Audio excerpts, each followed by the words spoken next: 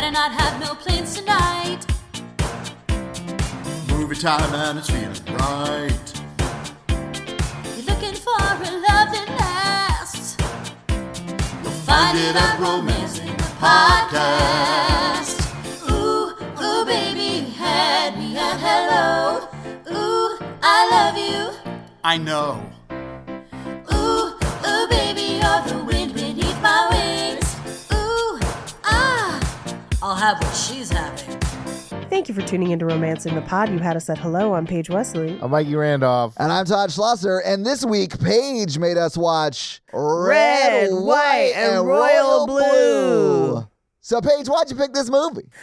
This is part of my Royal Month, as you'll remember, in which I am doing multiple films that involve monarchies. Yes, thank you. Not a full month, though. It's going to be longer than that because you only get to pick ones every 3, right? So, it's like a whole season of monarchy. It's royal year, really. Yeah. It's like a quarter, like a quarterly Yeah, like month. a season, you might call it. A season. I could do seasons, yeah. Yeah. Yeah, there you go. But so this was my second one, and I had never seen it before. I just knew it had come out, and I knew that there were a lot of people talking about it, and I knew it was based on a book that a lot of people liked.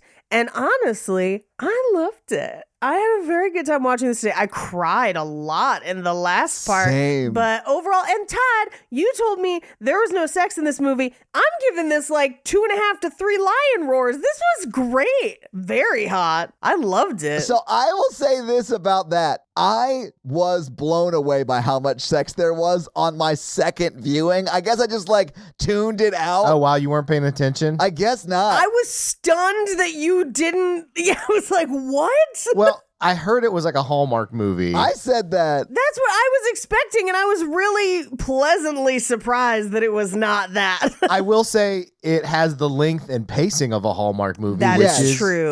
terrible. Yeah. You could cut 30 minutes out of this, 100%. Where I was like, leak the photos. Let's get the plot going on. Do we have to save it for the last 7 minutes? I feel like most of what you could cut out of this movie is the political fairy tale of turning Texas blue. Yeah. Which, trust me, I want it. I do. But also, we spent a lot of time on it in this movie. Yeah. That is ostensibly a love story. And it's like a whole... The B plot has almost as much time as the A plot. Yeah, it does. So that's where I would trim, personally. But then we would lose a lot of Uma Thurman's crazy accent, and I don't want to lose a second of that bonkers accent.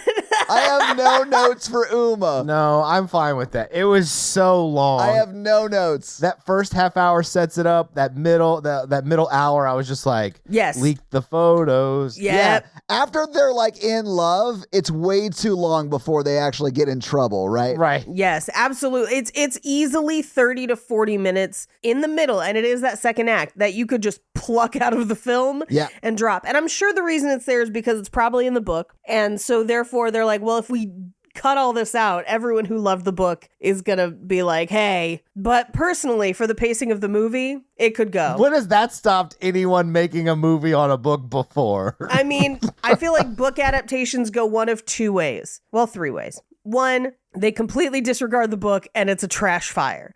The Ella Enchanted problem, as I will call it.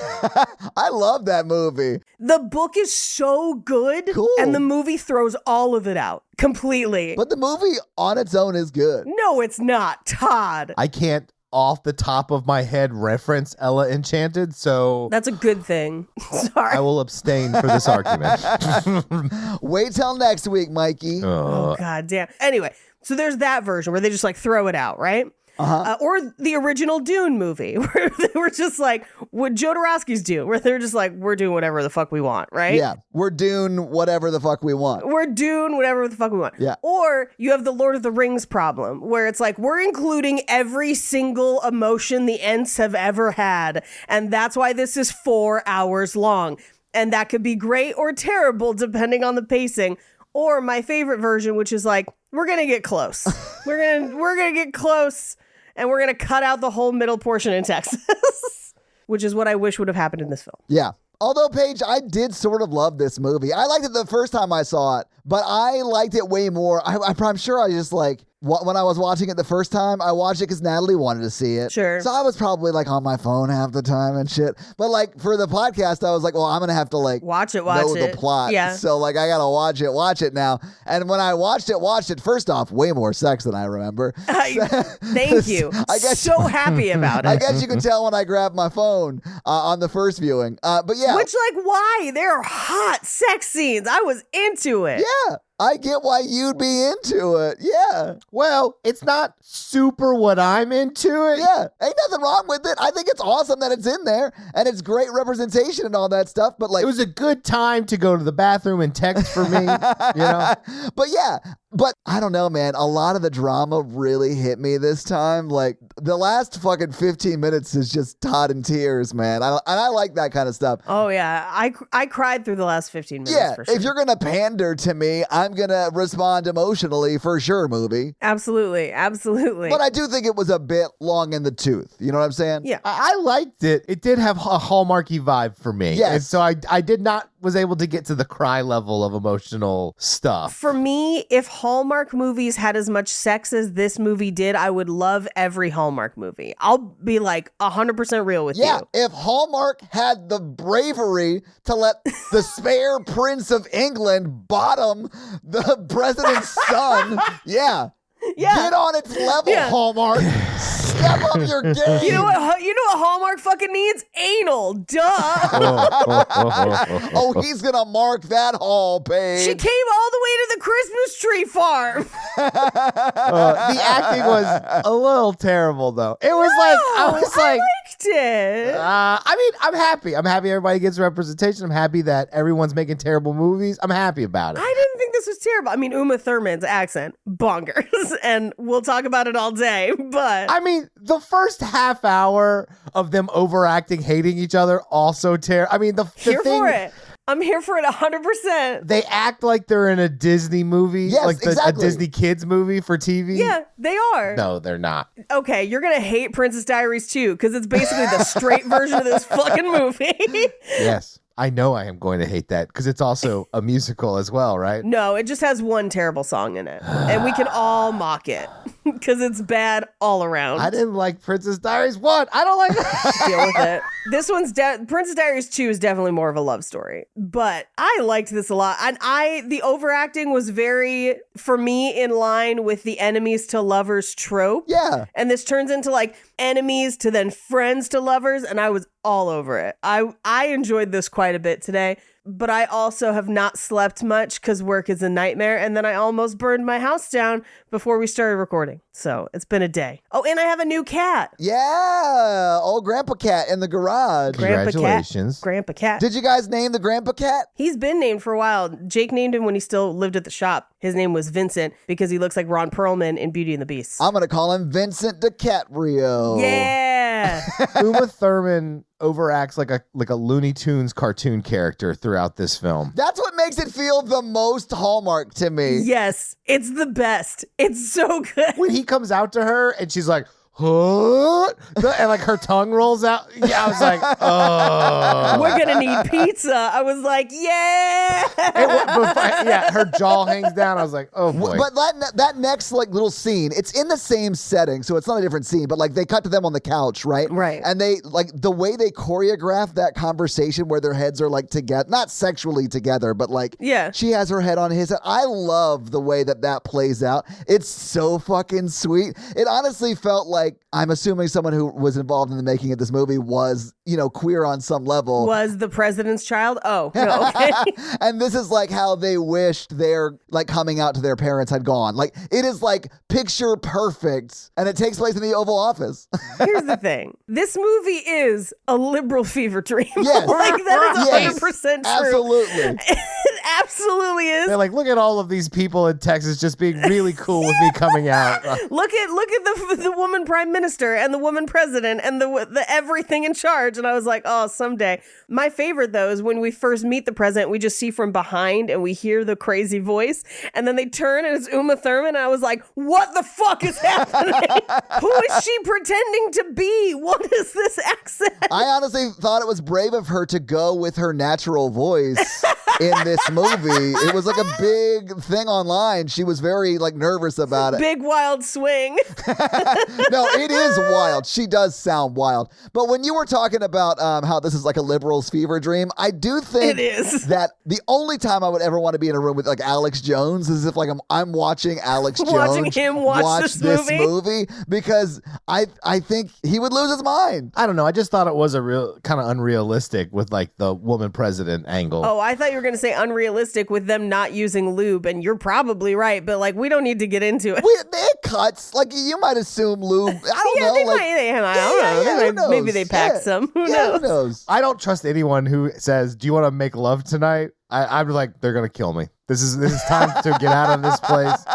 No sane person initiates sex with, "Do you want to make love tonight?" That's the one that didn't quite hit for me is that one okay. phrase. But the scene afterwards made up for it. But I will say the way that they speak to each other through most of the rest of the movie, as far as them like hitting on each other or initiating a romantic interaction, I was a huge fan of. And when he's like, he grabbed my hair in a way that made me understand rugby, I lost my mind. I was like, yes, absolutely, 100%. Favorite movie. Let's do it. It was pretty sexy. Like they have some sexy times. I loved right? it. Yeah. I mean, it was a little weird when the guy started quoting Boys to Men, but like after that, it got real sexy. You know what I'm saying? Wait, when does he quote Boys to Men? Oh, I'll make love to you. Paige, you were the only person I was saying that joke for because I knew Mikey wasn't going to get it, and I still couldn't even get Paige to get it. Todd, can I tell you that when they're at the New Year's Eve dance and it's Ying Yang Twins and Little John and it's Yes, like and to he's the like, window, to yes. the wall, and I just sat there thinking, I was like, man, does Todd know this song? He does it. He does it. I've been to the concert. I think we both know that I have gone to the Yin Yang concert with Lil Jon. Oh, till the sweat drops down my balls. Come on. It's an American classic. We play it at weddings. I mean, I know that song. Oh, okay, then we're good. Yeah, that song. That's what I was asking. That song was in the proposal. Betty White sang that song in the proposal. I know that song. I don't remember the proposal at all. That's not how most people of our generation would say that's how we know that song. It was a party anthem. No, I mean, I remember it from Most like, of them are like, I danced to this as a 17-year-old under the influence. Didn't you drumline a version of that song in high school or something? Actually, we did. Okay. Oh, man. Oh, God. That's not embarrassing at all. Oh, my God. Well, maybe we should just go through this movie scene by scene, I guess. Yeah. And don't mind me if I'm sniffing. My house smells like a campfire. We're not going to let her tell the story until later in the episode. And Mikey and I have not heard it yet. My house also smells like a campfire because I buy a lot of like manly Like scents. bougie candles. Yeah. Yeah. I do love the scent of manly campfire. It is a favorite of mine. What is the name of that candle? There's one, it's called the beer can candle, and it like smells like an Everglade, but it's in a beer can that's been hollowed out, and then a candle was made in it. Wow. What is the campfire one? What is that one called? Mountain scent. That I wouldn't know what that. Okay, whatever. That's so confusing. Okay. Mine is actually called I Forgot Taco Bell is Wrapped in Foil. Started a microwave fire and was 30 minutes late to recording because of it. Shame.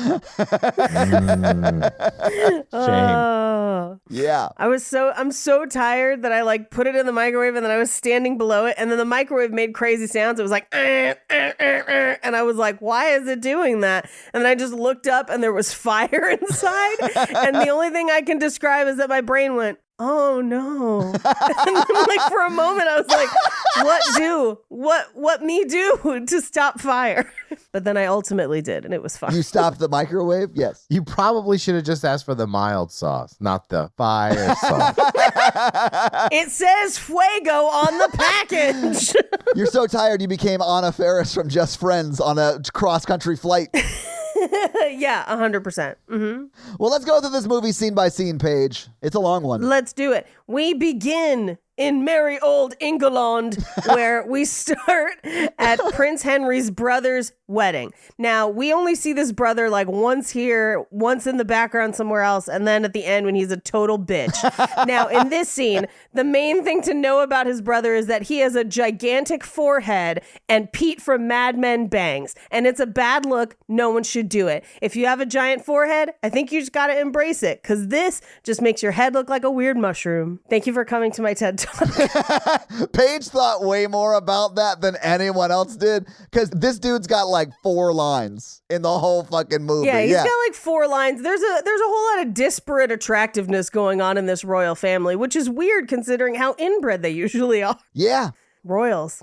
Anyway, they also introduce that the son of the American president and the granddaughter of the vice president are attending this wedding. Cut to them. He's very cute. So we've got a cute prince, cute president's son. They're going to be at the same place. But we established pretty quickly that they don't like each other. No, because they met once 3 years ago or some shit, and they weren't nice to each other. Yeah, at the Melbourne Climate Conference. And that the American president's son is like, he's not 6'2", because apparently he's one of those height bitches. Anyway. If you're under 6'2", swipe left. Yeah. He's a real size king. You know what I'm saying? Yeah, a short prince, if you will. And so they get to the wedding.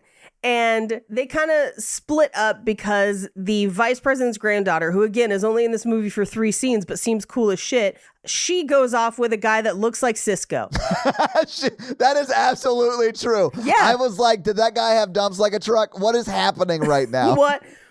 And I know they gave us his name. I don't remember it. Percy. Yeah, it is. We only see him twice in the entire movie. And it's always her just like, make sure he brings Percy. And then we never see Percy again. Yeah, that dude has like a lot of screen time, quote, in the book. Like that has to be like one of the main dudes from the book that they just like had to throw in because people would lose their mind if he was like squished into another character like they do in some adaptations. So, yep. But yeah, I mean, he is like a fully ass named character who also has maybe 2 lines of dialogue. That costume and props dressed like Cisco. They're like, he's in it for 2 scenes. Should we bleach his hair? Let's do it. Like, that's the level of Cisco-ness we're dealing with here. It looks like he's related to Chris Tucker from Fifth Element. Like, that's all I'm saying. Yes. It's weird. Like, it's in that realm, very right? Ruby Rod. Yes. And that's a lot like Hallmark too, where they introduce a bunch of named characters with like 4 lines in the first 10 minutes, and they never come back until the end when Santa Claus has got to choose the winner of the contest. This seems like a very specific experience. To that time you were in a movie where Santa Claus had to choose the winner of a contest. He didn't choose the winner. She did, and then he flew over in a flying car. Get it straight. But there was also another one where they did a progressive meal, but it was also a a Christmas cookie contest. See, I'm here for that as cookies, where everyone brings like however many dozens of cookies, and then you go around a table and you take one of everyone's cookies, and at the end of the night you just have giant plates of amazing cookies. Here for that shit. It was like that, but a whole movie and a romance. But yeah, that's a big trope in Hallmark, is that like they will full ass name somebody, imply that they're important, and they won't show up again for an hour and a half. But they'll also give them crazy names like Percy. And dress him like how many Cisco. Percys and dress him like Cisco? How many Percys do you know in your life? None. None. It's a Gen Z thing, really. I don't think so. I mean, unless people are naming people after ancillary Weasleys, I don't think that's happening. Nah, man. Anywho, Cisco and the granddaughter of the vice president go off, leaving the prince and the president's son kind of alone. And the president's son is just like, So he goes and gets super drunk on 100-year-old scotch. Count me in. This sounds great. Yeah. But all they really set up with this like early meet and greet thing is like they don't like each other because they met at that accord, whatever, the climate accord or whatever. Yeah. And then they're like being super catty to each other at this like meet and greet thing. Loathing for forever, loathing truly, deeply. That's what's happening in this movie. Yes. And then they get into kind of a weird fight because the president's son puts his drink on the cake table, which we had previously established that the cake is worth almost 80 grand. Yeah, it's 75,000 pounds, they say. Well, I guess that's way more than 80 grand. That's like 130 grand. Anyway, he goes to pick his glass back up. He scooped up a bunch of icing, yeah. Which is clearly shaving cream, by the way. Like, so obviously Absolutely. Barbasol. Yes, which means they got ripped off for that cake. They never eat the bottom layers, man. They can't get all the way down. Well, it's a very tall cake. Like, they had to build scaffolding for that shit. I'm just saying, they put shaving cream all the way on that cake. I mean, they got ripped off, man.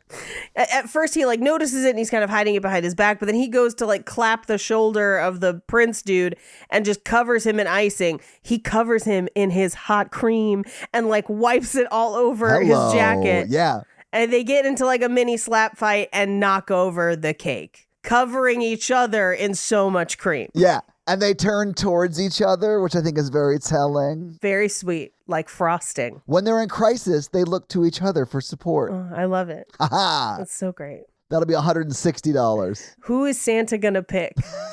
I don't think that's real science, but like it's.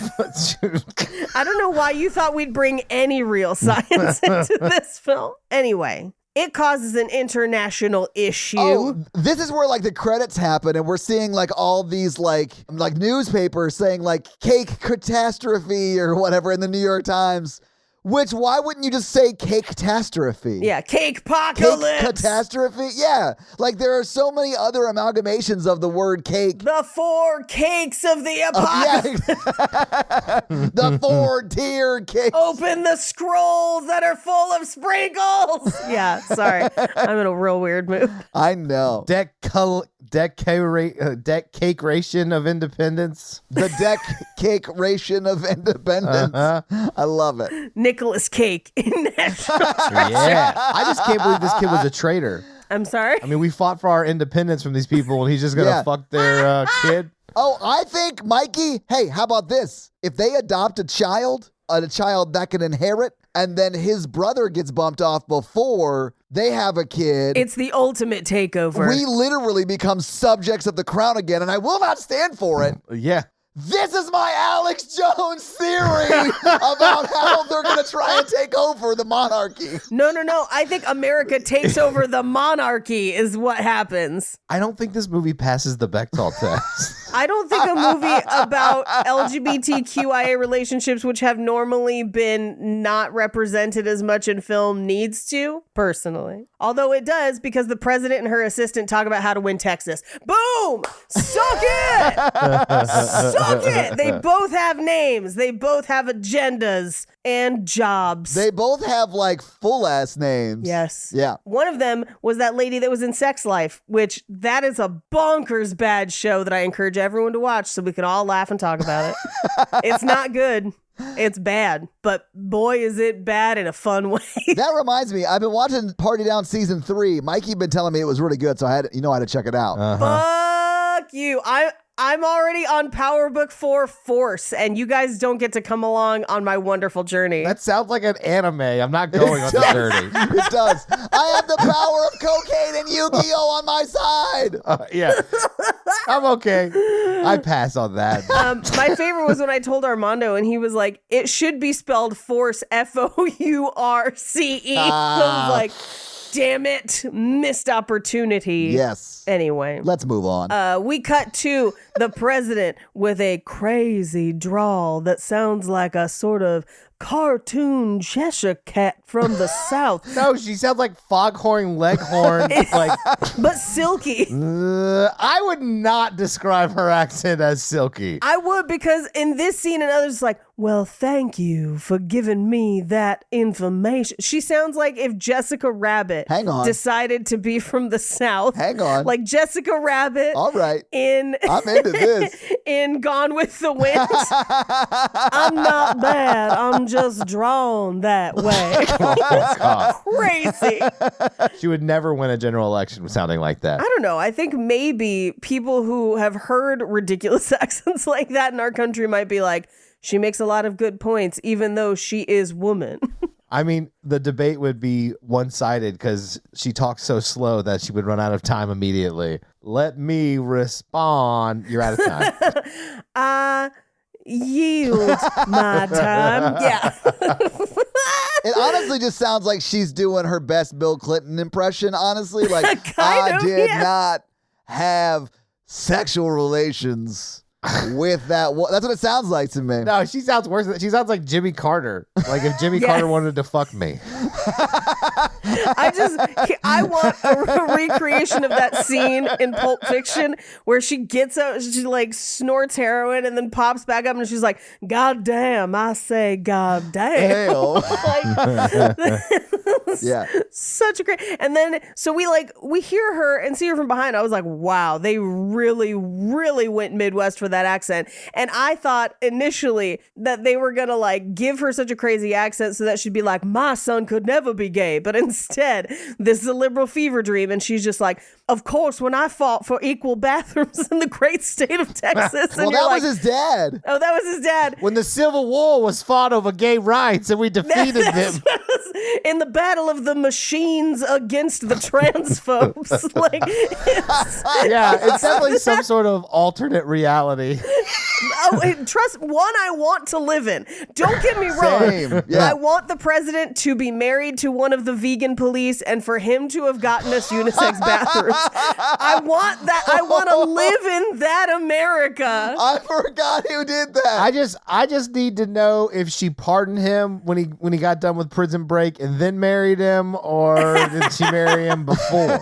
He reformed his life by fighting to keep vegans in line as one of the vegan police. I was very happy he didn't play a criminal in this role. I know, it's like the first time except for the vegan police, which ACAB. They shot him without a warrant.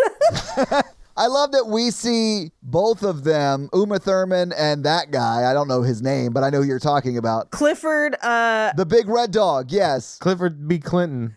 And like they're married, right? They're married. Yes. They both have jobs in DC because he's like the congressman from Austin. We never once see them together. I know. I think we at the end when she wins, they're on the stage together, right? I think that's the only time we see them together in this whole movie. And they're married, guys. Allegedly. That's okay. Allegedly. That's what I'm thinking, Mikey. No, they're married. Well, the movie states. Yeah, we know they're married, Paige, but are they married? No, I mean, yes, they are married, but I definitely think the dad does not live at 1600 Pennsylvania Avenue. You know what I'm saying? Very, very possible. Very possible. I'm just keeping it 1600 with you. Keeping it 1600.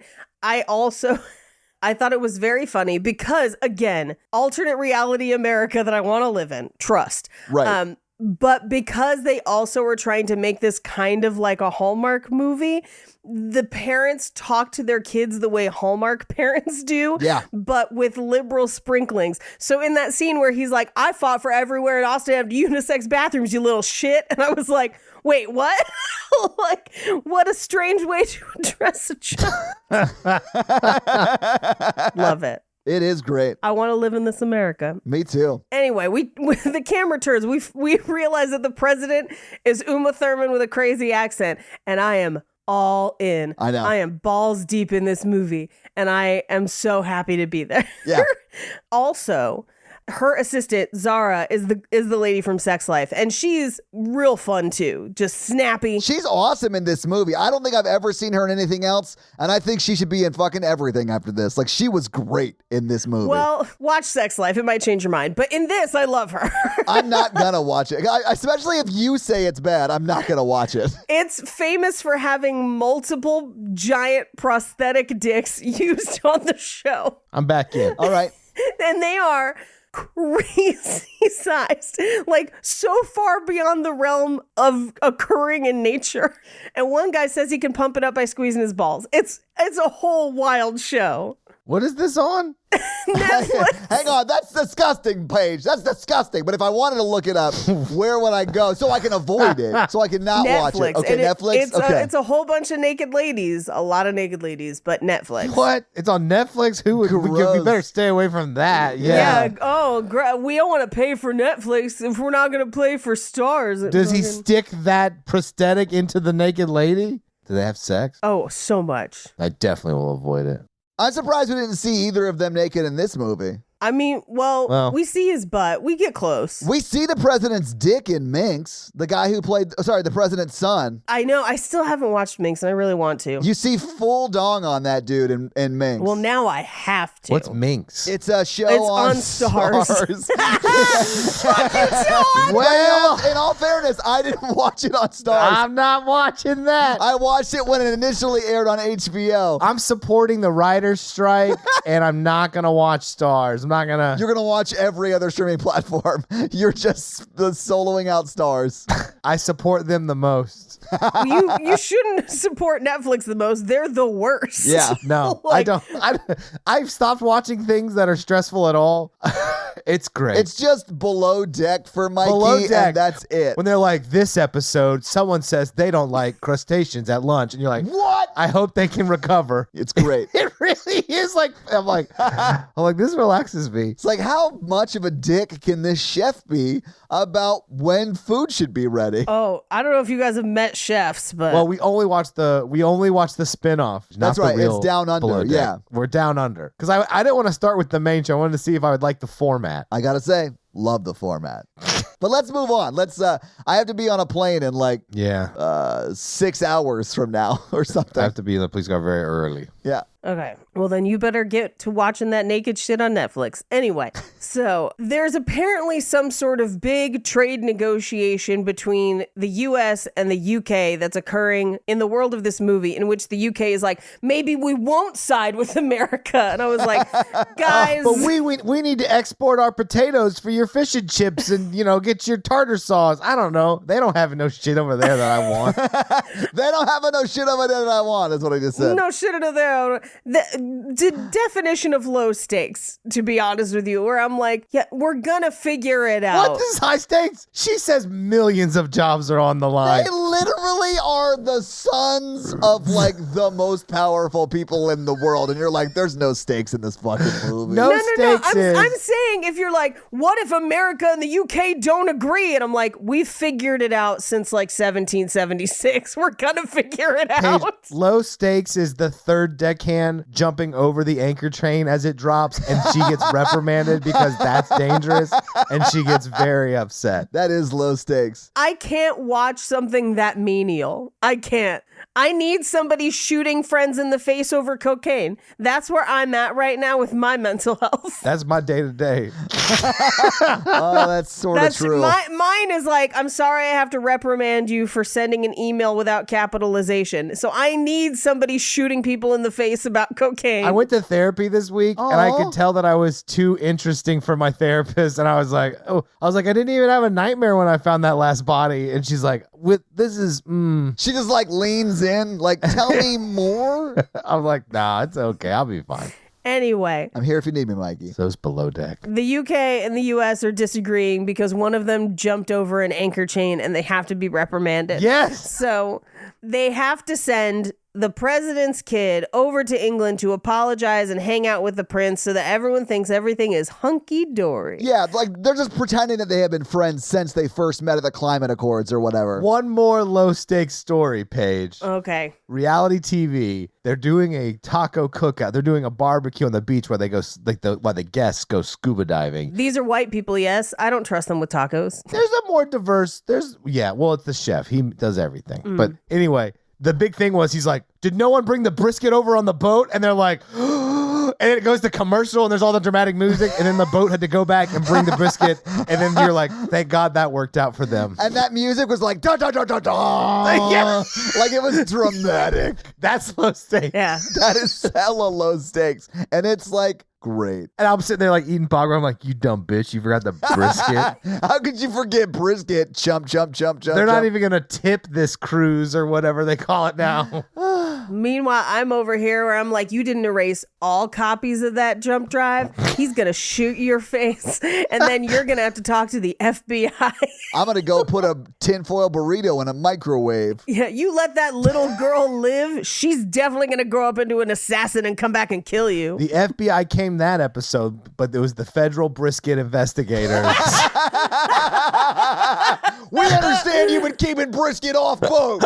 Where's the brisket? We're going to need to squeeze it to see how juicy it is. And it's not even a lot. It's like a little Tupperware container that's this big. And they just drive it on the boat. And it's like, dun dun dun dun. We got the brisket in time. And I was like, wow, this show really is low stakes.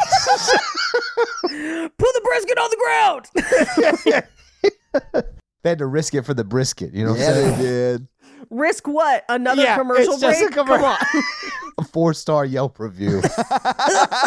No brisket on the beach. My brisket tastes rushed. Sorry, we got to move on. I apologize. It's all good. So he has to memorize a dossier about the prince. And his Secret Service detail is probably one of my favorite characters who is only in like 3 scenes of the movie. It's like we never see her again, really. But is fucking great. She is. We see her a few more times because she's in this and she's like, that's the grossest thing I've seen since I saw Mitch McConnell eat a banana. And I was like, tattoo that across my face. And then it's just him eating like half a way through and then freezing for 3.5 minutes. well, yeah, everyone loves frozen bananas. That's what we call in the business of comedy a setup and a punchline There's always money in the banana stand. and a tag. But then also she's the one who walks in on them when they kiss later, and she just That's goes, right. "Whoa, damn!" and then just walks out of the room. You're right. It's so great. She is great. She's great. She's killing it. Every single scene. Give her an Oscar. Anyway, apparently she's had to watch Mitch McConnell eat a banana. And like, I've watched turtles eat and it's upsetting. So she deserves hazard pay. Anyway, oh no, I'm sorry. It's Zara who saw Mitch McConnell eat a banana. Anyway, but he's on with his Secret Service lady.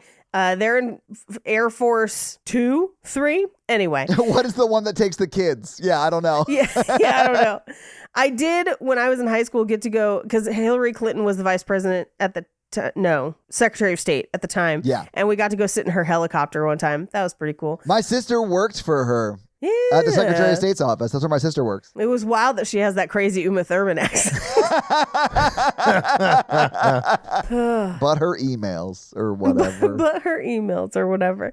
So we find out that the prince's dog is named David. And he's like, who names a dog David? And the security detail's like, I have a Shih Tzu named Jonathan and he's in my world.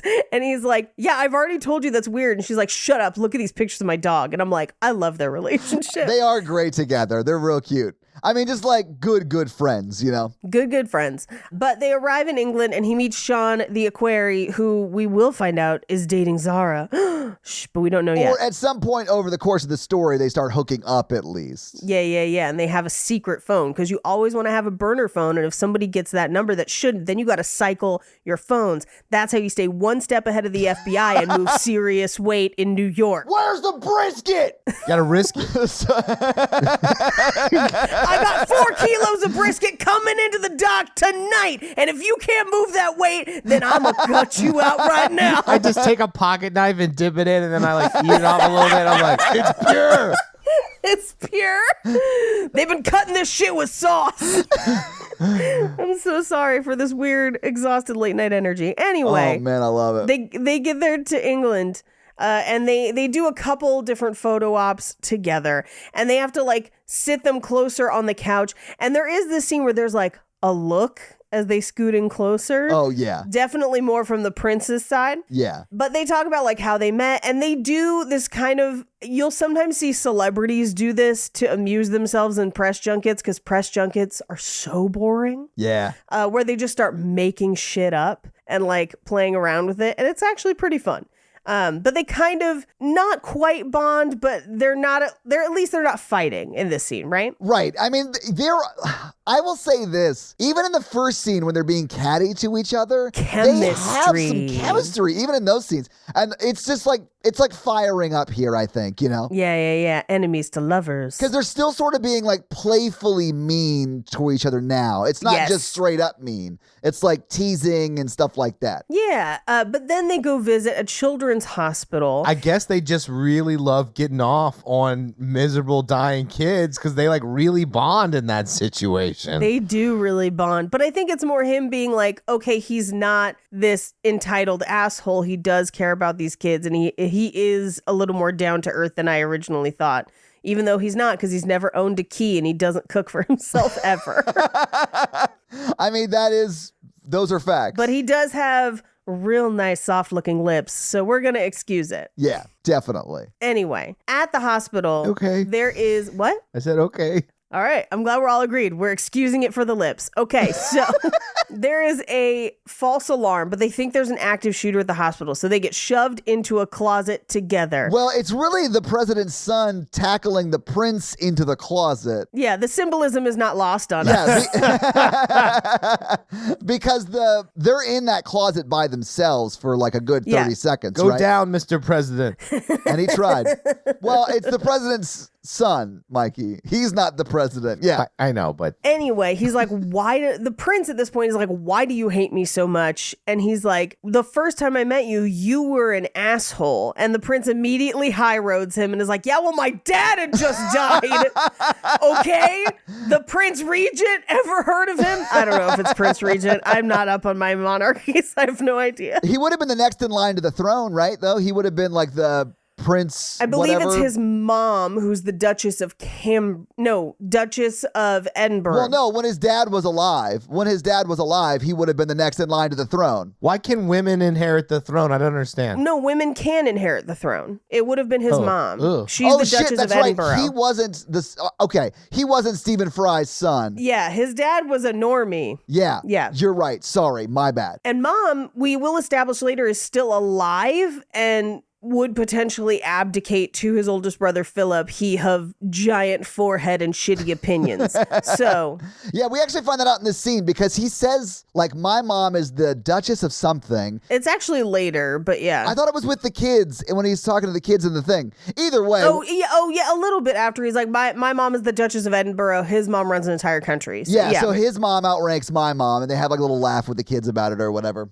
It is kind of cute. And he does apologize. He's like, I didn't mean to be rude, and I didn't say get me out of here to get away from you. I said I need to get out of here because I was having a tough time. Yeah, because I don't know if you remember from earlier in this high-roaded sentence, my Where dad my had just dad died. fucking died. Yeah. Yeah. But the worst part of this scene is that they come out of the closet and they're like, threat neutralized. It was a kid with fireworks. And they're like, what do you mean neutralized? And they're like, let's just say we're glad he's in the hospital already. And So, I'm like, like, they shot a They kid. shot that kid. Yeah, that's what I wrote in my notes. I was like, oh, they shot that kid. They shot a kid. He should have brought fireworks.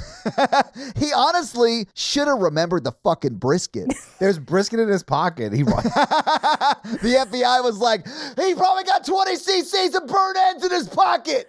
Search him. He's got brisket with intent to distribute. He also has tongs. Check his jacket. He's got fat cap for sure. Wrap it up, boys. Let's just sprinkle some brisket on him and call it a day. Oh, I feel like I'm screaming a lot. I'm so tired. This guy's a full packer. Let's get home. Planning on smoking this? Oh, that's what the cop said before he shot him. Smoke this. He's a drug pig. Jeez, drug pig. Because he's not a mule because it's pork, you know? I know, Mikey. Not only do I get it, No, I love it. Aware. I need a t-shirt that says FBI. Federal brisket inspector. Yes. Anyway, yeah, so they shoot a kid and then they go back to the hospital room and they're like, my mom's more powerful than his mom. But they clearly have like, at least they're kind of friendly at this point. Oh, yeah. I definitely do think they become friends pretty quickly once they're forced to be together. Yeah, and he's like, hey, I'll see you at my New Year's Eve party. And he's like, yeah, all right. And, I don't really want to go, but fine. Right. So they leave. We cut to Rachel Maddow talking about his mom's presidential run, which is wild that they got like actual news people to do it. I loved it. And the most realistic part of this movie is the Electoral College map at the end of this movie. I know. It's awesome. I'm a political nerd. Like, I love seeing that. And I was like, oh, damn. I know. I love every time you see Rachel Maddow on the screen, we're about to get some solid repipe. Where, like, they're going to go back over the stakes of what's going on in America before we transition back into that storyline. I always thought that shit was so funny. And I do think she crushes it because she's really just playing herself, Yeah, she's playing herself. Yeah. But then we cut to, this is the only time that we see the dad also at the White House. Yes. But clearly not at the White House because it's one of the most terrible backdrops I've ever seen in a modern It film. looks like a Hallmark movie. I honestly think they shot all the White House scenes where they filmed The West Wing. Like, it must have to be like just a set that exists somewhere. So we can drive past it when you guys are in LA, but there's a section by the Sony lot lot in Culver City. Yeah. That is designed as like a courthouse and stuff, and it looks a lot like DC. Yeah. Just like the exteriors of buildings. Nice. But yeah, probably something like that. But it's definitely I don't know who they paid to color correct it, but it's so pink and weird. Oh, you mean the sky? Yeah. It's wild out there. I was Yeah. like, where are they? A Star Wars planet?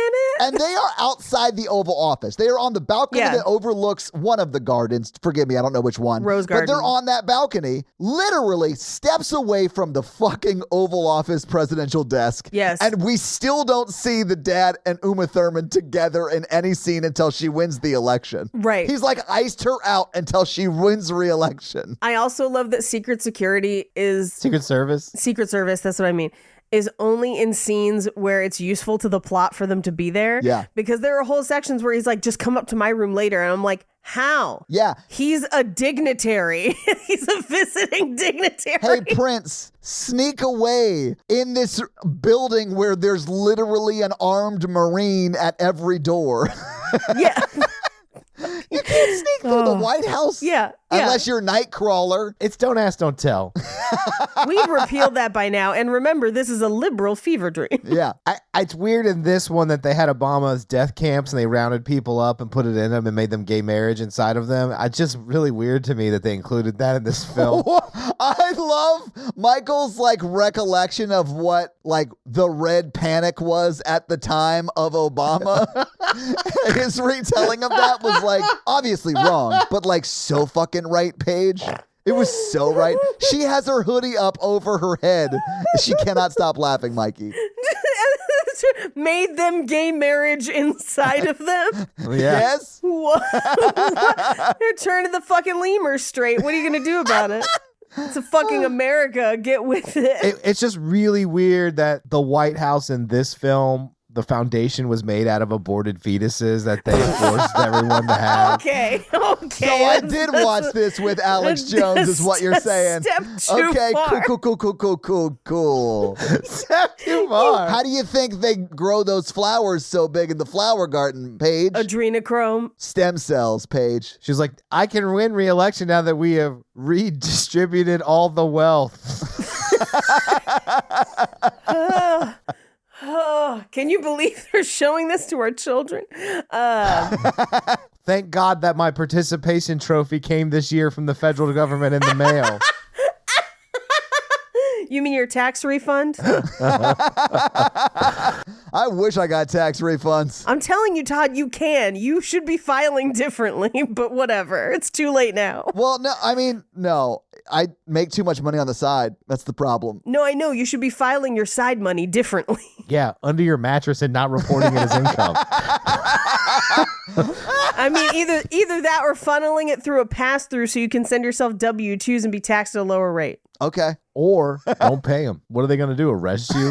Well, if you get 1099s, they already have records of it. Calm down, Wesley Snipes. They will arrest you. Yeah. He went to jail over it. Jail ass jail. Anyway, back to this movie. So they start texting each other. Or no, not yet. He runs into Miguel, who is a journalist, but it's very clear that they hooked up before. Well, Yeah. I also heard Miguel is the person that Obama slept with when he was in college. That guy actually is like a felon. That's actually a real person, Paige. I know.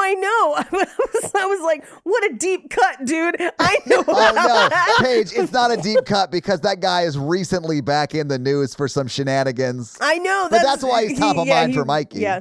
He was just on Tucker I know. Carlson's I saw recently. I was Russian like, propaganda machine on X or whatever. Yeah, so it's obviously a fact. He was on X streaming on the Tucker Carlson show. So it's obviously the hashtag truth. Every frog is gay in this movie. I just don't understand. all the zero frogs we see in this movie, flaming. Well, what do you think's going to happen to the frogs page if we turn them all gay? There won't be more frogs. I'll tell you what, man, they'll be super into rib butts. I was trying to get that joke out for like 30 seconds. You kept stepping on me. It's easy to step on frogs. My brain hurts. I have to be on a plane in 6 hours. I'm not the one talking about frogs being ribbed for each other's pleasure. Yeah, you are. You're talking about this is the liberal dream. I said it once 10 minutes ago. Anyway, he and Miguel probably hooked up because there's a lot of like eye contact. They do. They hooked up twice. In a hot tub, we find out. We do know that they don't go like full penetrative sex because he mentions he hasn't done that before. Right. Yeah, there was just some tomfoolery in a hot tub. Yeah. What happens in the hot tub stays in the hot tub. You know what I'm saying? Just boys being boys. Unless you do it on the below deck yacht, and they got to clean it up the next day. Oh, don't let Captain catch you sleeping. They shouldn't have filled that hot tub full of brisket. Anyway, so he starts getting texts from Henry, who has the craziest Bitmoji ever, because it's him dressed as a king, and he's just like, hello. I did love their text conversation, though. Like, it is fun and back and forth and all that stuff. Like, it's great. I liked that they show it with them in the room speaking the lines, so Yeah, it's more it's good. interesting I love than just that. seeing it on the screen. I also thought it was really funny that he was like, how'd you get my number? He was like, MI6, not kidding. And then a gif of the Spy Kids. Yes. And I was like, what the fuck? That's what I mean. Like, they're very playful texts. Like, they're very Yes. flirty. Which, I mean, the prince knows he's a gay man. Like, he is gay. Sure. He knows it. He's not out because he's a prince or whatever, which is like a plot point in this movie. Right. But from what I understand, in the book, the president's son doesn't know he's bi or hasn't, like, explored that really. Like, he hadn't hooked up with this guy yet. I the don't know. reporter guy yet. I'm not 100% sure because I haven't read the book. I haven't read it but either. I heard that. I haven't, but maybe I will after this because I dug this movie. You should read it. Natalie said it was really good and way better than the movie. Oh, all right.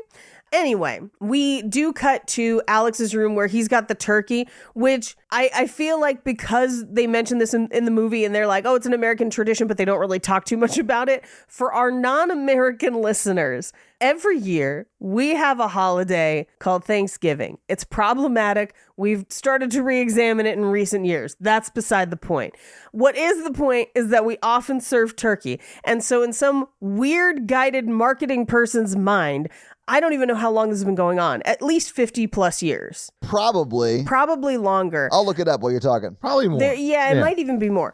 There's been a tradition of the president pardoning a turkey. Now, here's the thing. Do they definitely still eat turkey at the White House on Thanksgiving? Absolutely. This is just a turkey that wasn't involved in the massacre that they're then going to, air quotes, pardon as a gesture of good faith on Thanksgiving. No, it doesn't make sense. Yes, we know it's stupid. Anyway, Todd, how long has this been going on? So the tradition of pardoning turkeys at the White House began during the Civil War when President Abraham Lincoln pardoned a turkey named Jack. Well, that doesn't surprise me considering that Abraham Lincoln is also the president who established Thanksgiving as like a holiday that had an actual date. Okay. As opposed to just a general harvest festival, as from what I understand. Lincoln's son Tad asked his father to spare the turkey so he could keep it as a pet. I'm not 100% sure if this is true, but like that is what it says online. This seems like bullshit. This seems like George Washington cherry tree nonsense. Right? When you know about Abraham Lincoln, he was a Republican. He was. I'm also seeing that it actually was John F. Kennedy starting the trend by sounds publicly more sparing likely. the turkey Yes. to the White House, like press pool. So it's probably JFK that made it popular. Maybe other presidents did it before that, but JFK is who started that trend. The modern tradition. Yeah. Do you think that's why he got killed? Big The turkeys took it turkey. personally. Big turkey. No, it was big, Big cow. Thanksgiving's coming for him. They were sick Or of them big pardoning the pigs. turkey. It was the brisket. They were like, that should have been brisket, but you pardoned the turkey. Fuck, brisket's good, It man. is so good. I love me some brisket. I do love brisket. I'm a burnt ends person myself. Anyway, I'm everything. so this is also where we find out that his dog David is actually named after David Bowie. And he's like, why wouldn't you call him Bowie? And he's like, well, that's kind of on the nose. And I'm like, what? I do love that, like, everyone who's watching this movie who has an animal named Bowie gets high-roaded by the prince in this movie. Yeah. He's like, I didn't name it Bowie like a fucking nerd or whatever. I feel like half the people I know have a pet named Bowie or a child named Bowie. I don't don't have either. But I do have a Looks lot like you of gotta get chances at another that cat. name. No, please, God. No. We have 5. It's enough.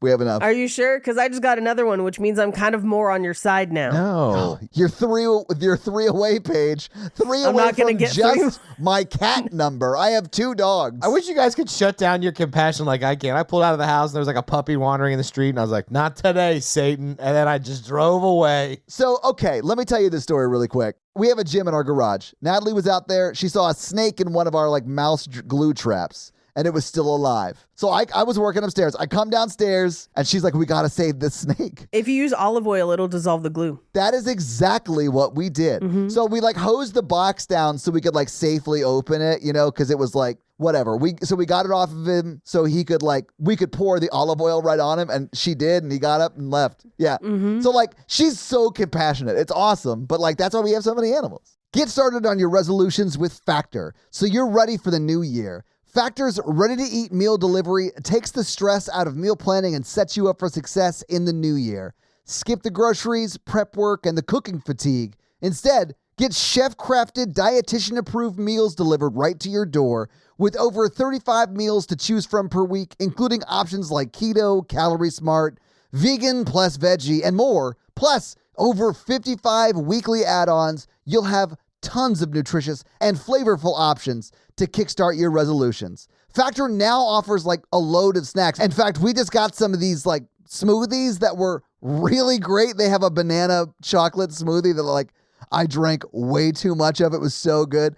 And even better than that, when things get hectic, Factor's like flexible. So you can change up your order every week with plans from like 4 to like 18 meals per week. So you can like have a bunch of meals or just a few meals depending upon like how many times you need meals that week, right? So it's great.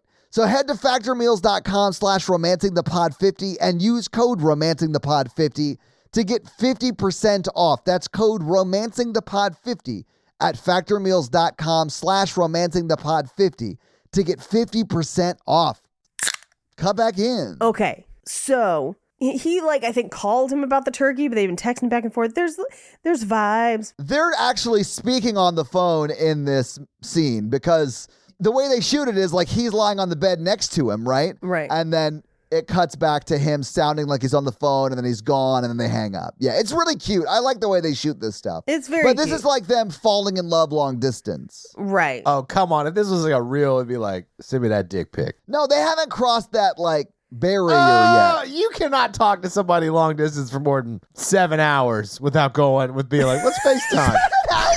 7 hours after you slide into someone's DMs, you're like, let's see that dick. I've known. What's your stat? I've been long distance with you guys for like 3 years. I've seen neither of your dicks. You're married, Paige. You are married. Have you showed Todd your dick? Paige, what's your snap? No, I don't do Snap. I don't do that. I don't touch the demon apps. But Paige, don't ask questions to which you do not want the answers. I like That's fair, that's Snapchat fair. for dating because the icon is just a ghost in yellow. So I think it just fits with the whole vibe. You're like, hey, close the app, and then you never talk to him again. My argument for this is I think that Henry is willingly and knowingly flirting. Yes. I think Alex is, but hasn't quite acknowledged that yet. Yes. I completely agree. Yeah. Which one's which? Alex is the president's son. Henry's the one that looks like Cisco. Henry no, is the prince. Okay, yes, I think you're right. Anyway. Yeah. So we cut to Christmas, and this is where he goes to talk to Zara. He's like, did you read my memo about how to win in Texas? Which, by the way, no one actually goes through what's in that memo. We just see a montage later of things that he does. All that memo is sign up 1 million young voters. Right. Yeah. No shit that would help you win in Texas, but like that's not a whole memo. That's a fucking post-it note, guy. It's a tweet. Yeah. Sign up 1 million voters in Texas. Send tweet. Yeah. I also refuse to not. I'm calling it tweets and Twitter. I don't give a fuck. Yeah. Fuck you, Musk. I'm not going to help a war criminal out, but like Yeah. Which war? Peloponnesian. but like The fact that Alex is aggressively like, yo, fuck the Rust Belt, Texas where it's at, this whole movie is very funny to me. It's wild. He's like, what are they upset about? We opened the borders years ago. Because this is a liberal fairy tale. We tore down the walls. We drained the Rio Grande. The Rio Grande. Carte Blanche. Yeah. We just renamed it the Rio Grande opening. Welcome to our grande opening. Welcoming to the ribbon cutting of America. Welcome. Oh, you mean when they signed NAFTA? Sorry, I just slipped into my Alex Jones. Sorry, go ahead. Oh no. Anyway, they're like, make sure the prince comes to the New Year's Eve party. Fine. So they come to the New Year's Eve party. Cisco is there and all his Cisco finery. Yes. And it's an open bar. And he's there with the vice president's granddaughter. Like they clearly have something going on in the book that we never get in the movie, but they date the entire time off screen, it seems. Yeah. Ooh, that girl's so scandalous. Ooh, and another VP couldn't handle it.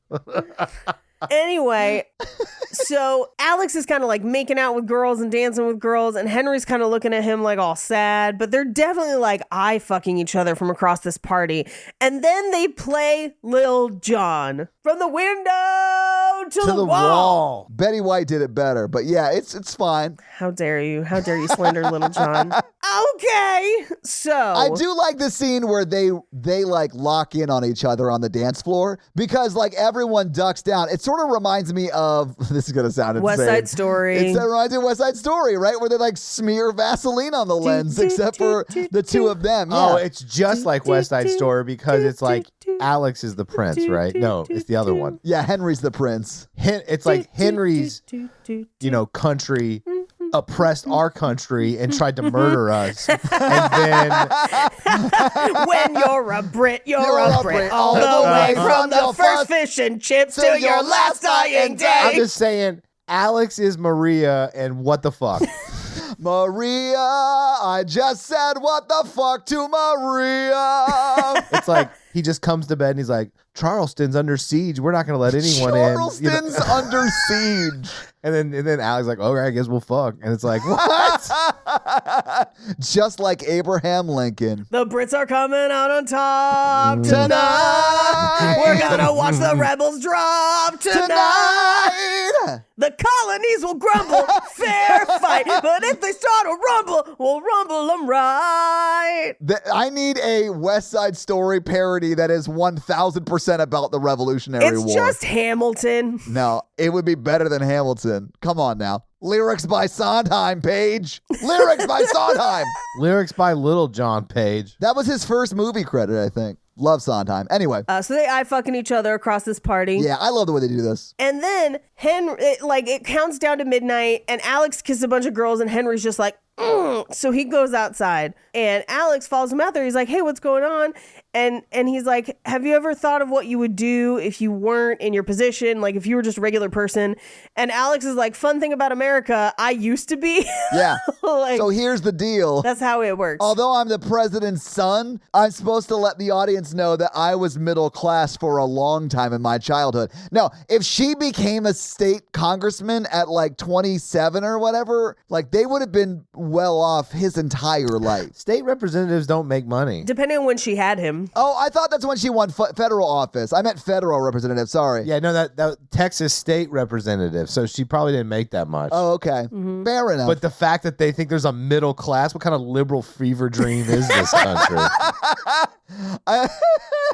Everyone has health care. It's great. You know who voted for her? All the illegals they gave the right to vote when they came over the border in Texas. I love this line of questioning. That you're asking yourself, largely. Someone's got to ask the important question. Oh, my God. You know what, Mikey? For once, I'm going to leave in your crazy Republican talk that you always talk in every episode, and this is the only time I have the opportunity to leave it in. Gee, Officer Krupke. Don't tell people that. They will believe you. That was a bit for a while. But the frogs are gay, and y'all did it. The frogs are gay, and y'all did it. Good. I wanted rainbow glitter ponds. Glitter's bad for the environment. Rib butts. Rib butts. Anyway, He's like, do you ever wonder what life would be like if you were just a rando Calrissian? And he's just like, yeah, I was. And he was like, shut the fuck up. And then they like kiss. And I was like, oh my God, yes. And then he like stomps away and doesn't text him back for weeks. Yeah. And so he finally tells the granddaughter of the vice president, he's like, so we kind of like made out, like we kissed. And she's like, tell me everything immediately. TMI, tell me information. And she's like, oh, he's first 50 rows at a Gaga concert gay. And that's real because we couldn't get nearly that close when I saw Gaga, but it was still one of the defining moments of my life. Puts on a great show.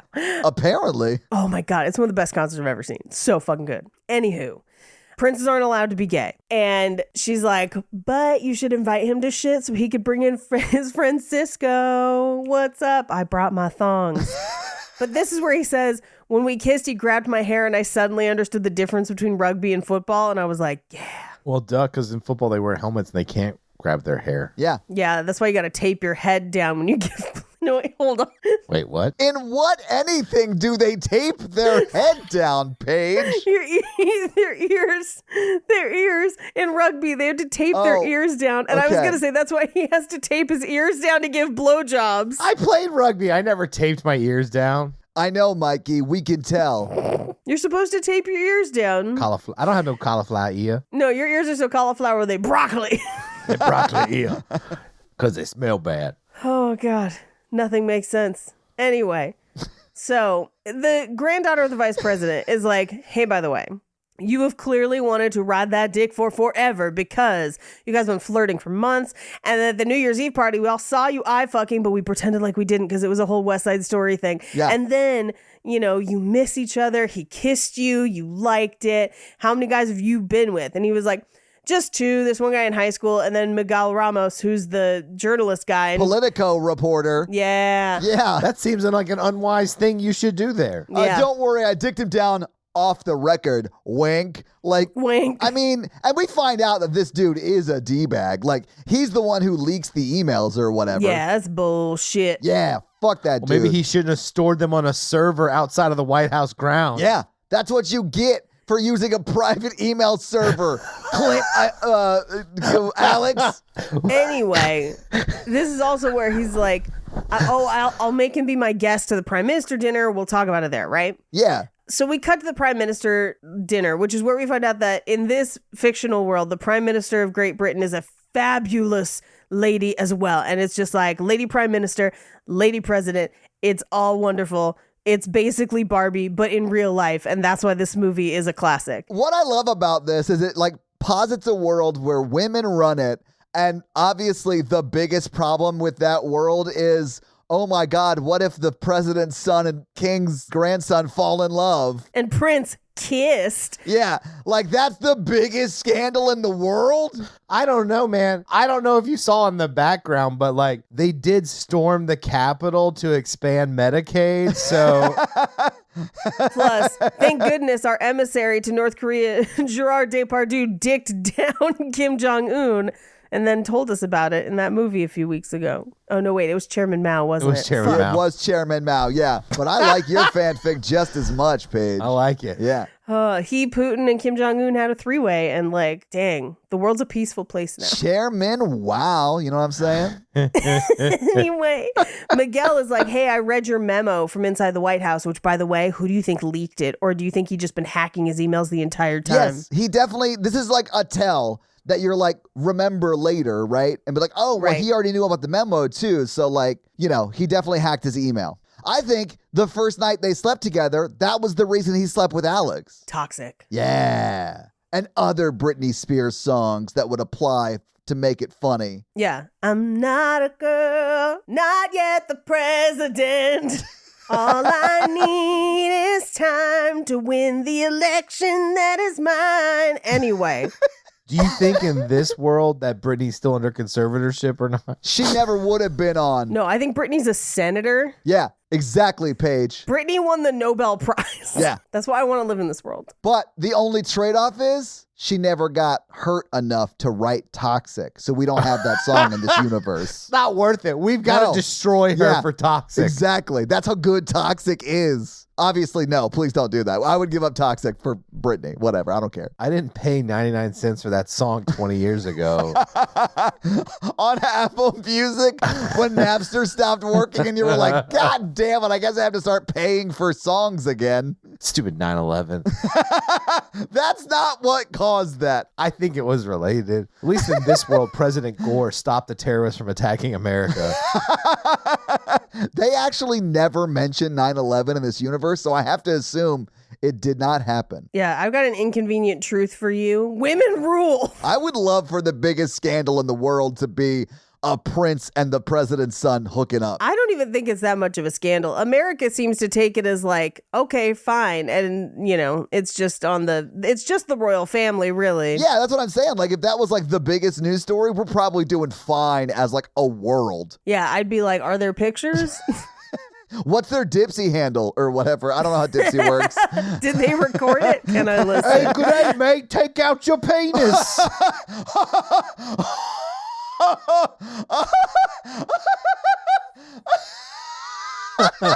Mikey's opener for every grinder. I almost passed out. Holy shit. I didn't realize the prince was Australian. Top of the morning to you. Your boobies look nice. Mikey, you missed a perfect opportunity to be top of the boner to you. Like, come on.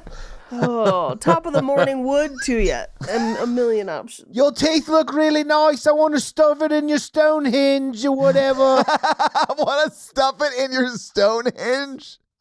Don't give me spotted dick. It's a dessert. You're clean, right? Yeah. I don't want to get spotted dick. Right. Let's get some carry out. Wait, what are they let's get some takeaways from this relationship. Okay, we're moving on. So he looks past Miguel because Henry shows up. Pass and me the he's- tube. What? instead of lube. The tube is their subway, though, Mikey. I know, Like, but like it fits, right? No. no. No, it doesn't. Because it's a circle and you put stuff in it, you know? What? I think he's correlating the subway train and the tunnel it rides through like a butthole and a dick. No, yeah, sure. Or a vagina. It's whatever hole you were feeling that day. Yeah. You and your consenting partner are feeling. Mm-hmm. Anyway, he gets Henry, the prince, alone in the red room, and he's just like, shut the fuck up, and they make out, and it's really fucking But hot. this is where that Secret Service agent like interrupts them and she's like, oh, Yeah. God. damn. Oh, God. Yeah. She's great, man. I love it. But then they walk back because he's like, okay, we're going to go back in. And he's like, are you still? And he's like, more than Stonehenge because, you know, like Yeah, rock he's like, hard. he's still hard. Yeah. Yeah, your royal hardness, or Big Ben, as he calls it. And he's like, okay, here's what's up. We're going to stay 500 feet away from each other for the rest of this dinner party. And then at night, come to my room. And he's like, okay. So he goes to the room and they like make out and he fully blows him. Oh, yeah. They fellate. Like he just ducks down off camera, but they fellate. Yeah, they definitely do. Full fellate action. Yeah. He returns the favor in a few months, but yeah. What's wrong with that? I would assume he probably returned it later that night. We just like don't see it in the movie. I But assume so as well. Yeah. I do love that after the kiss on New Year's Eve, the text messages go from like playful text messages to like letters from the front during the Civil War. yeah, that is a little wild. My dearest Henry, I'm writing to you with my mother's accent to tell you I miss you and I would love to have you at my domicile at your earliest convenience. I think you mean Revolutionary War. I want to get between those red coats. What does that mean? Does he have food poisoning? Red coats because they're British. No, I get that part of the pun. Uh-huh. If you get between them. I also get that part of it. I just don't know where that would... Is it thighs? Is it thighs, Mikey? It's whatever you want to be. Okay. Anyway, but this obvious BJ was the first point in the movie that I was like, Todd said there was no sex in this, but this is a very arousing Well, scene. they actually don't show it. He just like slowly drops his head down and then it cuts to them buttoning his And pants you up. hear some noises. You hear some slurps. You hear some slurps. I don't remember recall hearing hearing slurps, that. Yeah, no. but- I like- listened for it because they linger for a bit and then cut back to his face.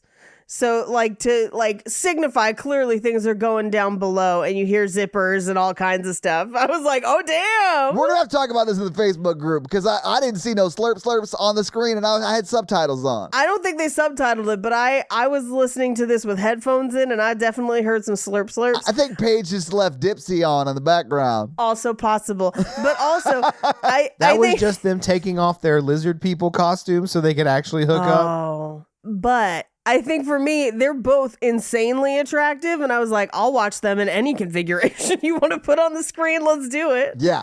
But this is also where Alex is like, I'm bi, and Henry's like, oh, I'm like full gold star Lady Gaga gay, like super I gay. think it says gay as a maypole, which I was like, oh, I loved Wicker Man. I know. Yes.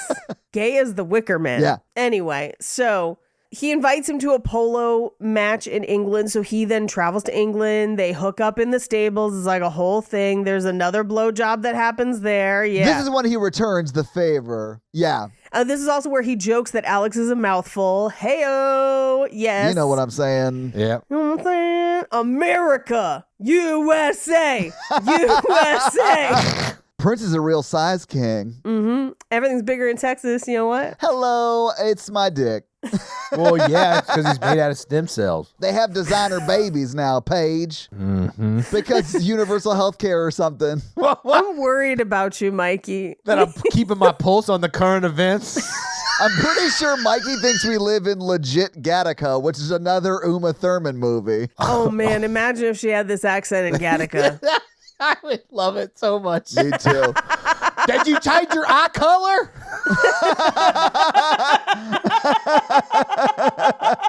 Oh, geez. Anyway, but they also have a conversation here where it's like, hey, who knows in your family? He's like, Alex isn't out to anybody really. Yeah. And the prince is like, my sister kind of knows, my mom had suspected, but no one else knows because my grandfather, I think, suspected and then was like, don't fucking do it, or whatever. Yeah. But they go to Paris. What is on Mikey's webcam? Did you see Wait, that? what is happening? I swear to No, God, that was a bug what on the Mikey's fuck webcam. happened? Did you see that shit? That scared the No. fuck out of me. Hang No, on. oh, now Mikey, I'm what was afraid. It was a fly. What is it? It was a bug. that? I knew it. Kill it. Big government's looking at me. Biden is scared of the truth. Mikey's house is bugged. Yeah. What's next? Evil, right? Oh, God. For bugs? Oh, you would say that. That's the logical next step for you people. First gay marriage, now you're marrying bugs, Paige. Now that all the flies voted for Clinton, now I gotta go march to the death camps or everything. I think you're really underestimating just how Catholic praying mantises are. They do pray a lot. They are the most Catholic of bugs. I don't like when bugs get inside. Did you kill it? I have to be on a plane in like Okay. 5.5 hours. I'm going. I'm going. We're almost done. We're 120 into this recording. Yeah, we're flying actually through it, making really just good like time. that fly came in. Big brother. Anyway, so they go to Paris. And Henry's like, I think we should make love tonight. And Alex is like, who says make love anymore? I've definitely done all the sex. Just kidding, I haven't. Help me out. And then Henry's just like, don't worry, I was in boarding school. And I was like, ooh, boarding school knows what's up. And then they have sex. And it's pretty hot. I'd watch it. It is very intimate. It is very intimate. I remember saying last week's episode that like there was no sex in this movie. Yeah. And like it was that moment that you were like, hey, there's like a lot of sex in this movie, Todd. And I was like, I know. I'm watching him go BD on this dude. Like he's got his legs up by his ears. And I was like, there's not much sex. Yeah. You an were like, "There's so much idiot." sex." I was like, and not just like, start and then cut, fade to black. No. No. No. No. Mm-mm. They go into it, and I am here for it. Yeah. No. You see more than just a push. And that's the kind of freedom you can have in a country where Joe Biden didn't unleash COVID-19 so that the president's son could go hook up with the prince. Google Burisma page. Who did the laptop belong to? Chain of command. Chain of evidence, Paige. That's an evidentiary chain. Learn your Republican I'm talking so point. fucking tired. Thank God that everyone on this flat earth can fuck whoever they want. I prefer a curvy earth. Thank you. Then don't vote for Dems. Woo. Whatever. Let's move on. I'll cut it. Don't cut it. People need to hear the truth. The Illuminati are real. No, they're fucking not. Oh, I'm pretty God. sure I played their clan on Halo 2 back in the day, so like they definitely are real. Oh God. Anyway, it's super hot, and they kind of like cuddle and stuff after. But he's like, "Hey, you can't fall. Like this is tough. Like you don't understand." And it's this like, we have to be apart, but we still love each other, whatever. Yeah. We cut to Alex flies home, and spoiler, Miguel Ramos published his entire plan to flip Texas. So now they're like, well, we got to do it now. They've got queso heating up for you. Get to fucking Texas. I don't understand why they didn't do, the plan was really simple. Just fly chemtrails over Texas to get them to vote Democrat. You know, like they do now, Paige. They're just full of soy. Estrogen and soy. But when it becomes like this political drama now, like for the next 30 minutes that we don't really need, this is when like the writing back and forth becomes like notes or dispatches from the front Yeah. in the Civil War. My dearest Henry, Yeah. my member throbs with the aching of you. Like that kind of, you If know. I could only get enough people to vote so my mama can win again, then we can truly be together. Alex, I had a close call this morning when my grandfather almost found my Barbra Streisand albums. You tell me how you're going to find me. 1 finger by land, 2 fingers by sea. Nice. The weirdest part about this movie is when Alex was revealed to be Q. As in queer? I mean, I guess.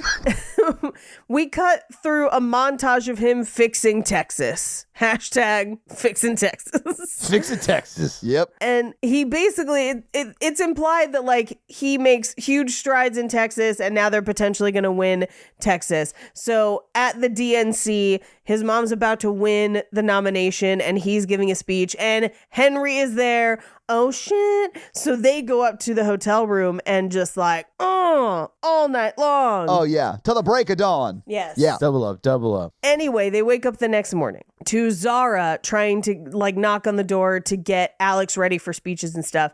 And she walks in on them and is just like, oh shit, what the fuck? This, oh no, bad times. But basically it's like, Alex, you have to tell your mom. And British guy, you got to get the fuck home. They're like, what are you talking about? We just signed the Treaty on Commerce. Oh, God.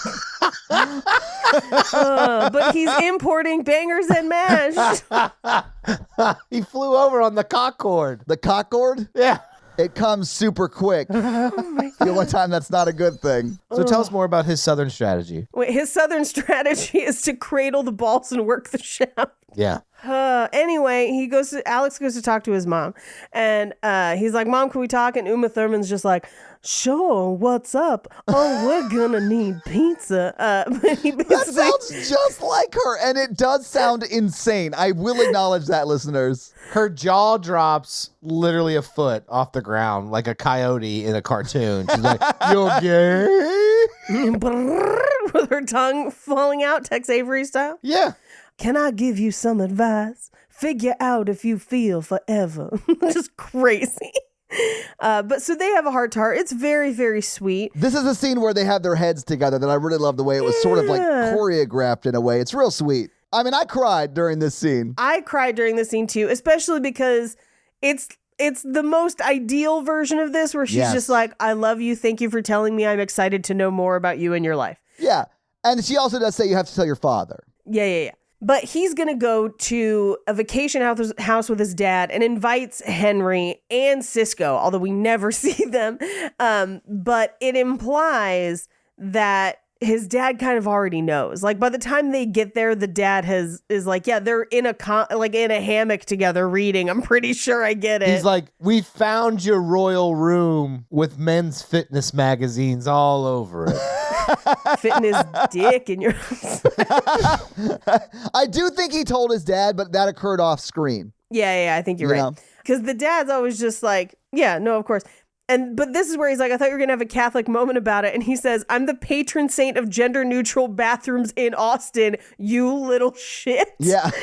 Crazy. But they have like a nice week where they get to spend time together and they're swimming in this lake pond thing. And Alex is just like, I love you. I Yeah. want to like do this thing. Well, he's saying that like, hey, if my mom wins re-election, she'll Yeah. never have to win an election again. So we can like be public with our love until it's time for me to run for election is sort of what he says. But like Yeah.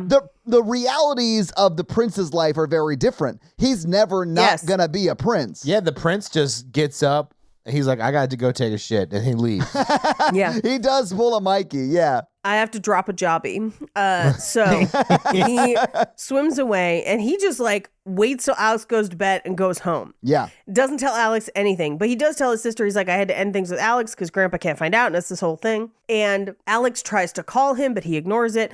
And so Alex just flies to London. Yeah. And is just like, you better fucking tell me what's up because I love you and I'm not leaving this room until you say you don't love me because that's the only reason I would leave. Basically, is you saying you do not feel this way. And Henry's like, bitch, be cool. I got staff. Like, they can hear you. You're like yelling in this palace. We gotta go through the secret entrance to the museum. Like, calm down. But they go to this like little sculpture museum and they kind of hash it out where he's like, look, I gotta figure some shit out. It's not that I do not feel this way about you, but you have to give me some time to figure some shit out. And he's like, okay. Yeah, and he is in like a super complex situation. You know, like his life, and he mentions this throughout the movie, he like is property of the British people on some level. Yeah. And there's like, it is sort of a fucked up relationship. Like, I want to throw tea in the harbor about it. I feel bad for him. Like, but like I think acknowledges like, okay, I do have to like come out on some level. Yeah. Let me figure out how to do that. Please, like, let's continue this on the low. Right. Until I figure out that. And I think Alex is super accommodating of that. He's like, yes, absolutely. Let's do that. I'll give you as much time as you need. Yeah, and they trade where he takes the signet ring and Henry takes his key. Yes. But they also dance to a real shitty cover of Fool's Rush In. But here's the crazy thing. Princess Diaries 2 has a cover of Love Me Tender by Norah Jones that's so beautiful that this only made me think of it. And I was like, they couldn't find a better cover of this? They got actual Little John in this movie. Anyway, so they go their separate ways. Or they spend the night together and then they go their separate ways. But the next morning, he wakes up and all of their emails have leaked. Everyone knows. Yeah. And he can't get in contact with Alex at all because they confiscated his laptop and phone, which they absolutely would do. That's very real thing. Yeah. If only for the hack part. Anyway, so Alex gives a press conference and basically is like, I love him and we're private citizens and you robbed us of the chance to have our privacy as citizens. It's fucked up. It is like, I love it. It's great, but it's very much like, I think everyone should have the right to come out on their terms or not come out on their terms or whatever. And he's like, we were robbed of that, but I do fully love this man. Like, it was really sweet. Like, I really did love it. It made me cry really hard for it's sure. So It was sweet. a good speech. Yeah. Great speech. But there's also like a little news report where it's like, hey, Miguel Ramos, you wrote this article very quickly.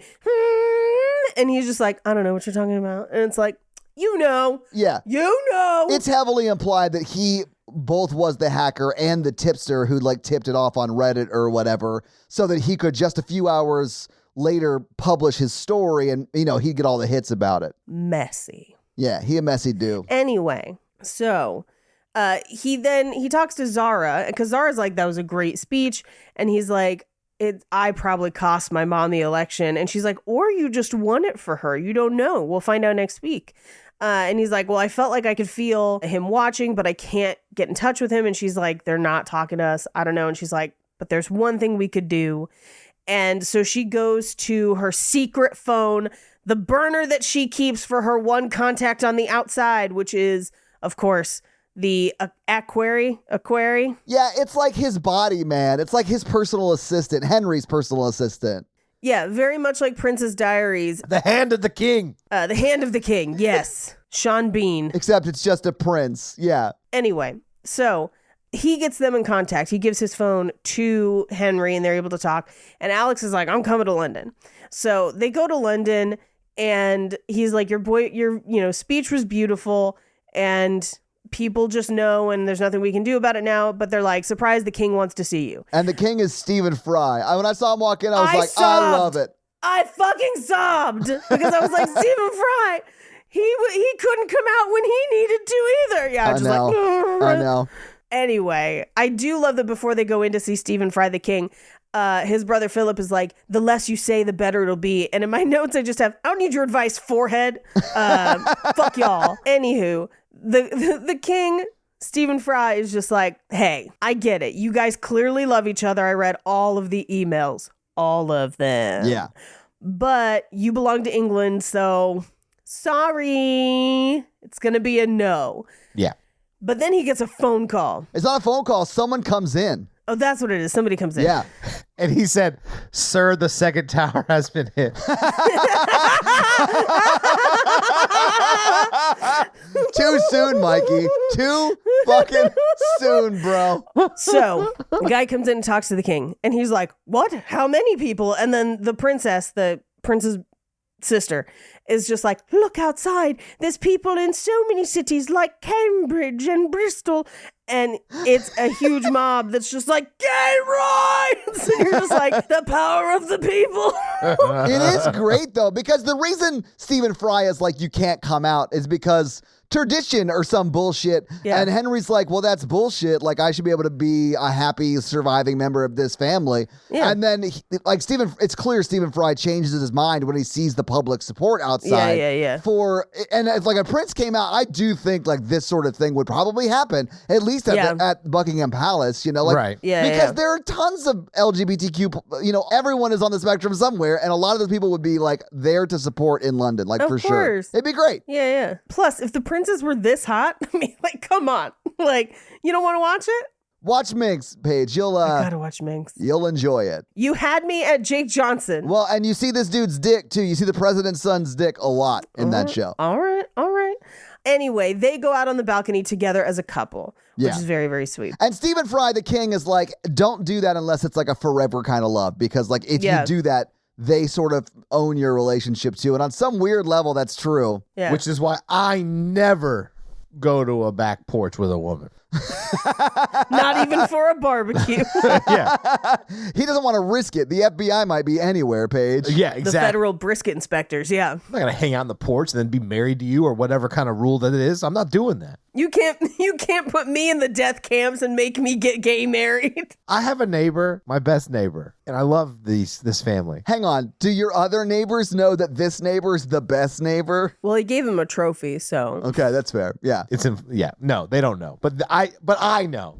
But I will tell you that these neighbors, anytime I bring someone home, they're there. They're outside. They're involved in the process. It doesn't matter what time of day or night it is. They're like, hey, Mike. I'm like, hey, this is so-and-so. And then we go inside. And then I just giggle because I'm like, they think I'm awful. Why are they standing on their lawn at 2 a.m? Oh, we're just waiting for y'all to get home. We're just waiting for Mikey to get home. No, the guy who scores once every 6 months. Yeah. We record the sounds and sell it to Dipsy. This sounds like, hey, it's been a while. If I don't last a long time, I apologize in advance. Dipsy introduces their new series, Out of Breath. Do you mind if I wear a CPAP machine I just have for sex? You mean my sex pep?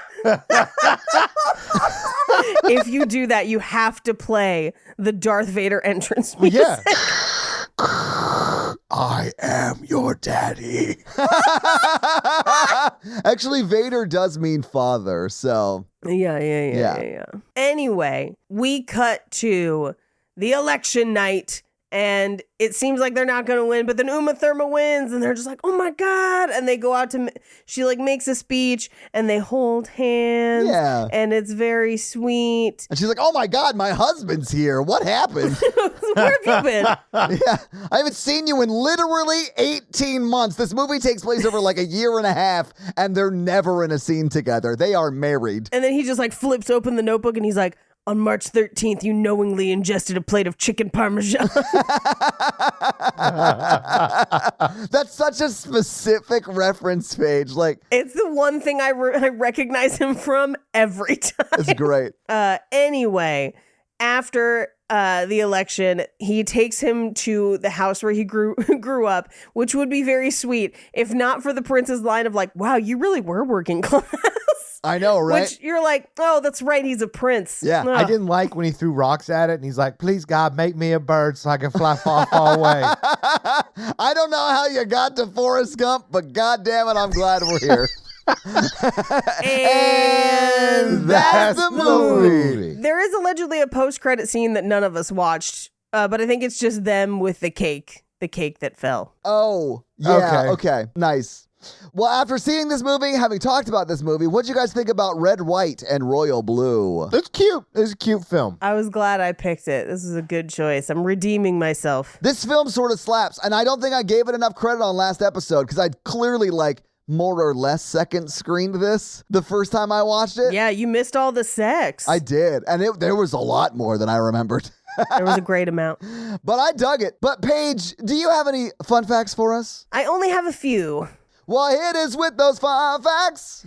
Very The few Mix fun facts. There's only a few because this is fairly new, but we do have a couple. So Stephen Cool. Fry, obviously, who in this is playing a fictionalized version of James III, is his king's name. But he is gay in real life, and not just gay in real life, but was one of he came out earlier than a lot of people and faced a lot of discrimination for it. So it was actually really nice to see him in this. When they're on vacation reading in the hammock, Alex is seen reading One Last Stop, which is Casey McQuiston's second novel. This was their first. Oh, fun. Their artist photo. They're in one of my favorite patterns from one of my favorite dresses. That's very fun. Okay. I feel like we'd vibe. Anyway, so this is the first. He's reading the second in the hammock. Yeah. Additionally, when Uma Thurman's character is discussing her election night speech, the person playing the speechwriter typing on the laptop is Casey McQuiston, the author of the novel. Oh, no shit. Oh, there you Yeah. go. That's cool. Yeah.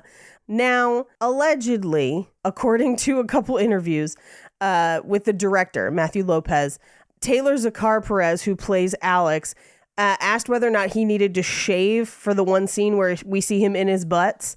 And he literally came into the director's trailer and dropped trow. And Nice. then the director was like, you look fine. Yeah, just bring you and your hairy butt to set. I just think he's very comfortable with nudity because he was fully ass naked a bunch in Minx. Nice. So he must be just cool with it, which is fine. Yeah. I'm sorry. If my body looked like that, I'd be very okay with nudity. Bro, I'd be naked right now recording this, and you know how I feel about layers. Honestly, I'd be naked right now recording this if it wasn't weird. I love being naked in my house. Somebody's looking for people to do a naked roast battle, and I was like, no. There's a part of me that's like, what if? And I was like, that's a bad idea, Paige. Don't do this. But if either of you want to. I feel like it would make it way too easy for Mikey to win. Right? Yeah. That's what I was like, I need cool clothes. Anyway, this is the second time where Nicholas Galitzine, who played Henry, has played a prince. He previously played Prince Robert in Cinderella in 2021. Okay. Yeah. So Sharon D. Clarke is the name of the actress who played the Prime Minister of the UK. And then obviously Uma Thurman played the president. And although the UK has had female prime ministers in the past, notably Margaret Thatcher, boo, Yeah. Theresa May, and then very, very briefly Liz Truss, it has never had a black prime minister. So that's kind of a deviation. And then similarly, the United States has had a black president, but never a female one. And so that's why they decided to kind of switch it up. Yeah. So the secret plan to win Texas is actually kind of reminiscent of an episode of The West Wing called Celestial Navigation. And so that is truly a nod to that episode. Okay. The director confirmed it. Nice. But it is kind of an in-joke to The West Wing. Nice. In the film, Alex's parents are still together. In the book, they are divorced. Maybe that's why you never see them in the same scene. That would make sense that they would only be together on election night then. if they were like, close but had been divorced. I don't know. Yeah, I don't know. But those are your fun facts. Well, thank you for those fun facts, Paige. Let's talk a little bit about box office, and that is to say, there is no box office. I couldn't find an official budget, although there's rumors that it was $22 million, but that is unconfirmed. And there's no box office because it went straight to streaming on Amazon Prime. So that's your box office. Mike, do you want to hit him with that romance scale? Yeah, our romance scale is a scale of 1 to 10 of how romantic we found it today. Paige. I'm going to give this a 5. This is the most romantic movie we watched in a long time. I was going to give it a 6. Yeah, it's pretty romantic. And I do think they have good chemistry. They do. I was going to give it a 4. The only reason I went 5 is because there was a lot of political strategy in this movie. Yeah. With less of that, I might have gone higher as to like a 6. Yeah, I could see that. And that's our romance scale. So we should do the lion scale because there actually are sex scenes in this. I'm going to give this 3 lion roars. I'm going to give it 2 because it's like they're good sex scenes, but it's not like there's not a lot for me in those sex scenes. I'm going to give it 1 because there's really not a lot for me. I was like, well, There's a lot for me. I feel guilty about the 2 slices of pizza I ate for lunch. Great. I feel like if you like line our answers up, you could like identify where we fit on the Kinsey scale. We just renamed it the Kinsey scale. Yeah. So this week, Paige, you made us watch this movie. Yeah. Now, next week is Mikey's turn. Now, a listener did point out that Mikey picked My Father the Hero. I picked Mamma Mia, right? Yeah. And then you picked what, Paige? No, then Mikey picked Honeymoon in Vegas. Right. So we skipped you once. Yeah. So do we go back to Mikey or do we double up on Paige's picks? And we haven't talked about this previously. We haven't talked about We're this. literally going to argue this out right now. I feel like your pick is your personal responsibility. I do feel, okay, all right, you know what? You guys have to sell me as 1/3. I'm on the fence. Why, Mikey, should you get to do another movie? Vote for me, and I'll back your play on a podcast-related business activity that you need to convince me on in the future. I guarantee you won't remember this, so that's of no value to me. Paige, do you want to try? Now, here's the thing. I feel like, because I know what my next pick is, but I don't really want to do them back to back. I feel like that's a lot. Yeah. Okay. So, at least for the theme. So my thinking was that it would be no one's pick officially, and the 3 of us together pick something that we have all wanted to do, Time Cop, or something that's not Time Cop, for this show, and then we resume the natural order. So what? Okay, I'm on board for that. What have we all wanted to do? I know, that was my question. So like, No. what movie is it that we all want to do? Is it Mamma Mia, Here I Go Again? I will fucking quit. Jake is voting for Out of Sight, which from the kitchen. Is that the movie where Val Kilmer can't see? No. No. What? It's a 1998 American crime comedy film directed by Steven Soderbergh and written by Scott Frank, adopted from a novel. Now, that's Jake's vote. My vote that was on TV the other day that I might advocate for that doesn't fit in with my theme, but just wild card, True Romance was on TV the other day. Thoughts, Michael? True Romance is a film. That's great commentary, Mikey. Thanks for bringing that to the Thanks a podcast. lot. So, Paige, when you said like there was a movie that we all definitely wanted to do. No. I'm saying we had to discuss it and figure out what it was. Oh, shit. I didn't have one in mind. I have to be on a plane in 6 hours. I know, so let's make it fast. Should we just do Troy? That's so long. It's literally the Odyssey.